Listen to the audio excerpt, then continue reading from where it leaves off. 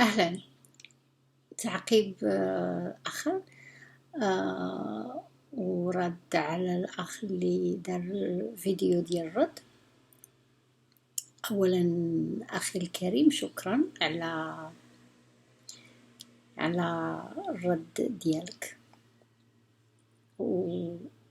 وقيلا نقدر نقول على حسب اللي ختمتي به تنقولوا نفس الشيء، ياك؟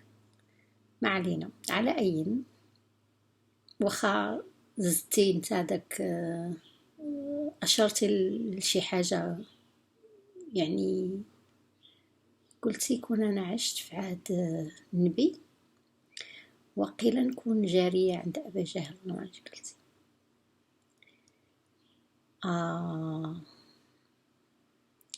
هاد زعما هاد الكلام ما عرفتش واش قصتي منه، وقيلا كيبان ليا وقيلا ما عرفت، وسمح لي لا غلطت في حقك، وقيلا زعما تحقير. على أي أخي الكريم، الجارية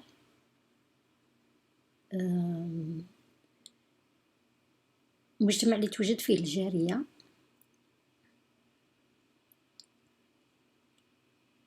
التحقير مخصوش يرجع للجارية، لأن الجارية لا خطأ لها، يعني يمكن قبضوها وشدوها ورجعوها جارية بالزمن، هذاكش علاش هي جارية، لا بأس. العيب والعار وقلة الفضيلة على اللي يرجع إنسانة جارية. فإذا حتى ولو نكون جارية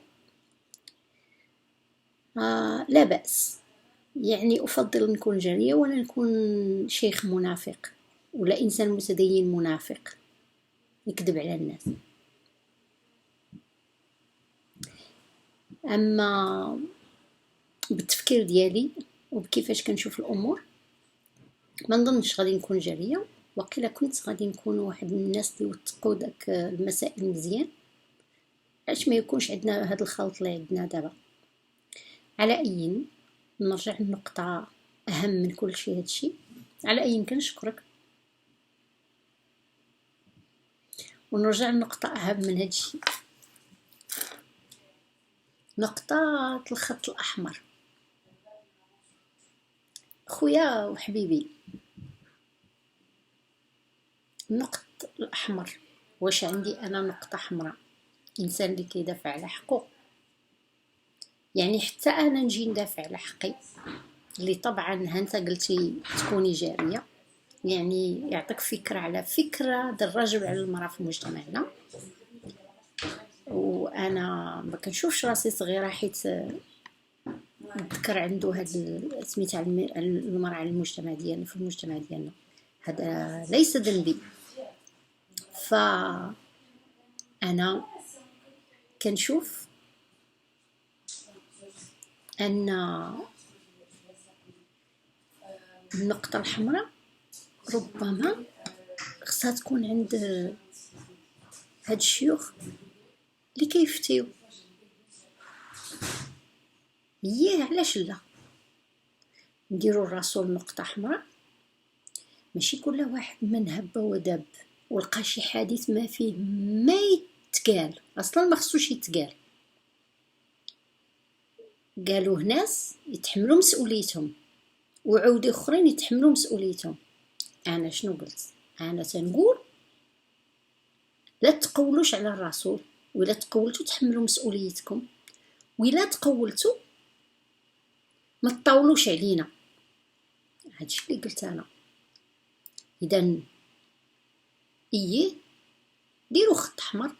خويا الا دخلتي للجامعه هاد الخطره كما قلتي ختمتي بها الفيديو ديالك، بارك الله فيك، الله يجازيك بخير. حنا عزاز عنا الرجال ديالنا اللي بعقلهم، الى الفقيه ولا شي اخواني ولا شي بولحيه فات، حيت هما تينقزوا من السطر وكيفوتوه للهيه، ما يستحترموا لا قوانين وكيتوقعوا على الناس.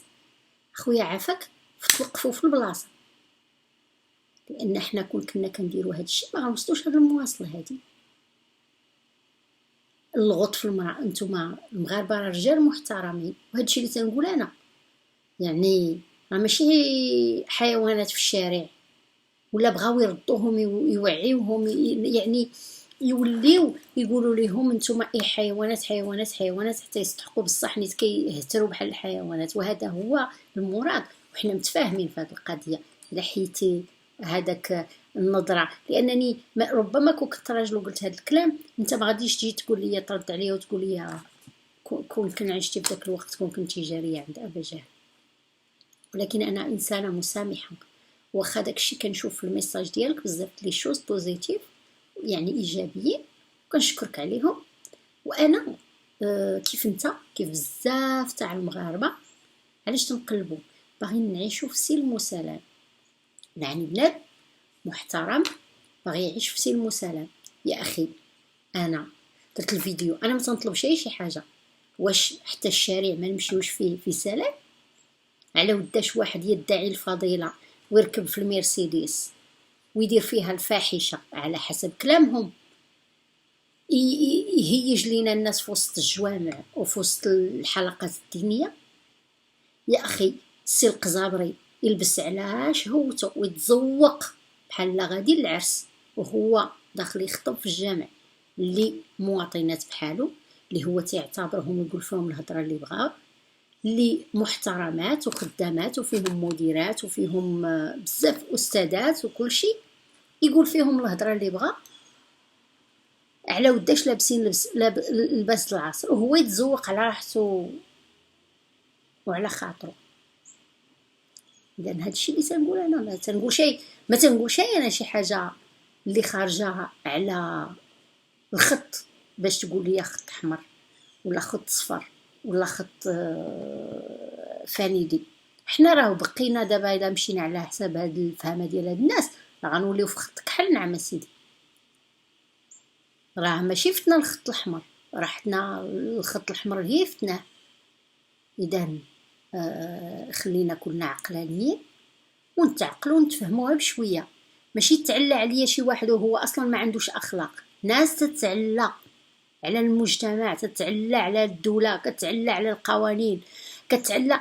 هاد الناس متعلين حتى على قوانين، على الدستور متعلين عليه، هما بوحدهم خصهم كوكب بوحدهم. ما تحاجه علاش دائما هما يقولوا لك فيه راه حقا حنا كنعرفوا طريق الله. اسيدي لا، سمح لي بزاف وبالزربه، ربي ما داركش سفيره في الارض ابدا. ربي راه كاين شي ربي كيهضر كاع مع المخلوقات ديالو، ماشي انت حكر عليك انت بوحدك حيت قريتي جوج ايات تاع القران ولا حفظتيهم ولا رتلتي ولا صمتي شهر رمضان ولا صمت عام ولا صمت 10 سنين. فهذا اللي كنقول انا، وشكرا بزاف. ويعني المهم نفتحوا نقاش ونتفاهموا. وانا عجبني الحال حيت قلتي هذيك الهضره اي ينقصوا شويه، لان اصلا رجالنا ماشي حيوانات، ماشي بهايم في الزنقه يشوفوا سيقان المراه يتلفوا. علاش حنا غادي نربيو وليداتنا ونزيد نقولوا لهم هاد الهضره راه حقا راه سيقان المراه غير يردوك بهيمه؟ اش هاد الفهامه؟ المهم وشكرا، تحياتي.